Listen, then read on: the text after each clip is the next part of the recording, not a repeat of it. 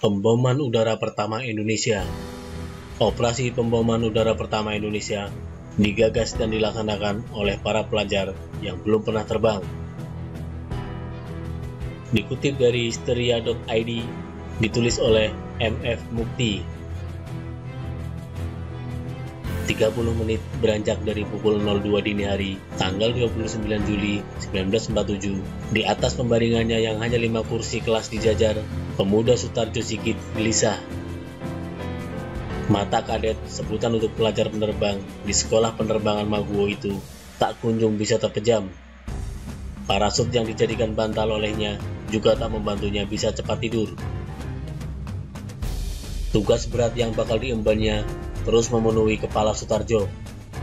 Bukan hanya pertama buat dirinya dan beberapa rekan kadet lain, tugas berupa operasi pemboman udara Semarang dan Salatiga itu juga akan menjadi yang pertama buat Indonesia.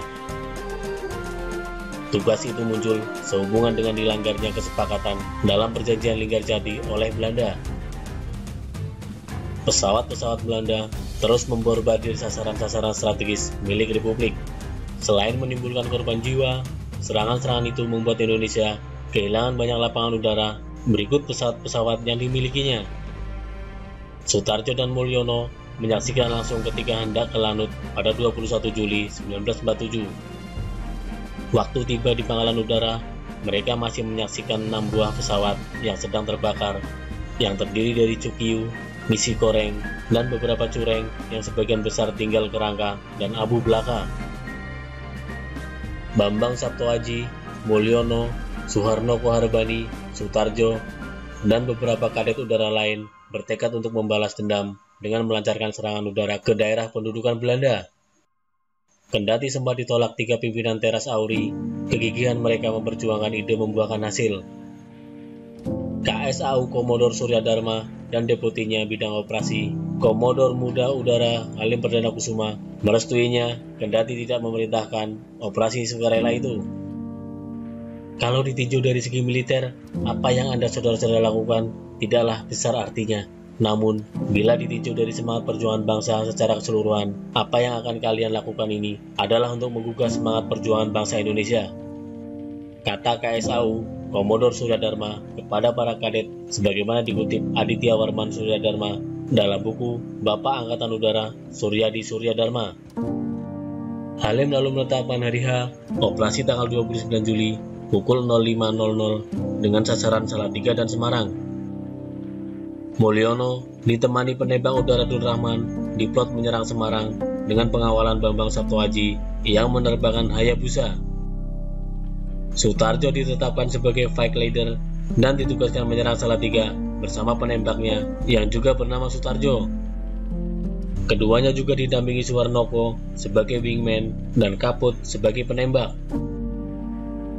Mereka bakal menggunakan 4 pesawat yang tersisa, dive bomber Guntai, flight trainer Hayabusa, dan 2 basic trainer Cureng. Semua pesawat peninggalan Jepang. Usai menerima penjelasan teknis dari Halim, mereka kembali ke asrama Wonocatur untuk istirahat. Sutarjo tak bisa cepat tidur sampai dini hari tanggal 29 Juli karena gelisah. Dia tiba-tiba teringat tanggal 28 Juli 1947, usianya genap 20 tahun. Pikirannya terus berjalan, masih adakah tanggal 28 Juli untuknya di kemudian hari?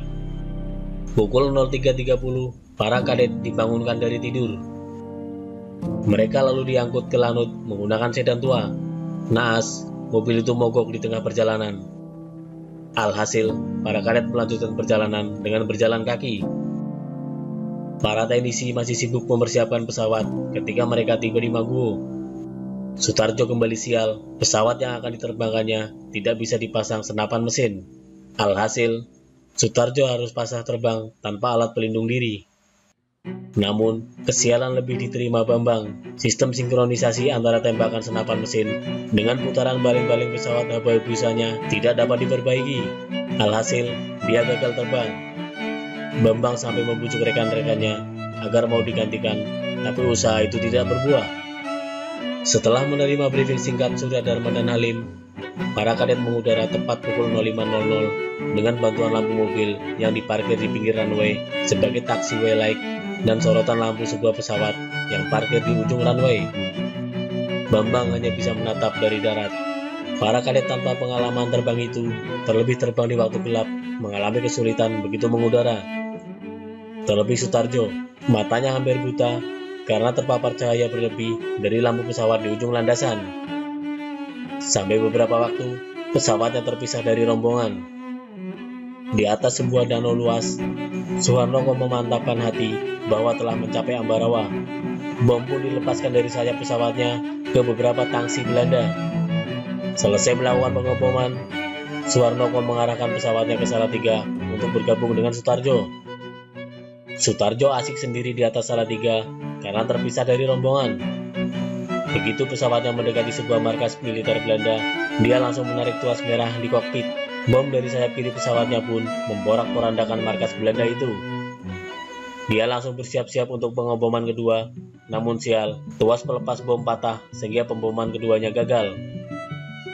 Dia tinggal berharap pada tuas ketiga berwarna kuning untuk melancarkan serangannya. Setelah menukik dan mengarahkan pesawat ke arah sasaran, handle kuning tersebut ditarik. Tetapi apa yang terjadi? Handle ini pun patah dan bom masih tetap menggantung di bawah sayap kanan. Dengan rasa dongkol dan kecewa, pesawat dinaikkannya kembali. Sutarjo terus mencari cara untuk menjatuhkan sisa bom di pesawatnya karena mendaratkan pesawat dengan bom di sayap sangat berbahaya. Dia akhirnya menemukan jawabannya, yakni dengan menarik kawat penghubung antara bom rek dan tuas. Masalahnya, bagaimana mengendalikan pesawat bila dia mesti menunduk untuk menarik kawat-kawat itu? Sutarjo kemudian memutuskan untuk terbang strike and level, langsung mendatar menuju sasaran. Sambil menundukkan badan, ia raih ketiga kawat baja tersebut dengan tangan kiri dan menariknya kuat-kuat. Seketika itu juga, keseimbangan pesawatnya kembali normal, tanda bahwa bom telah lepas. Di Semarang, bom-bom dari pesawat Guntai Mulyono membuat panik militer Belanda. Beberapa penerbang Belanda langsung berlarian menuju pesawat-pesawat mereka di Lanut Kalipanteng. Mereka gagal mengejar lantaran pesawat-pesawat itu belum dipanaskan. Para kadet Auri langsung kembali ke Maguwo setelah menyelesaikan misi masing-masing. Mereka terbang rendah melewati rute berbeda dari yang mereka tempuh ketika berangkat. Suharnoko tiba paling akhir. Pesawat-pesawat yang mereka gunakan langsung disembunyikan dengan ditutupi dedaunan di bawah pepohonan di luar Lanut guna menghindari bombardir balasan dari pesawat-pesawat Belanda yang datang sejam kemudian.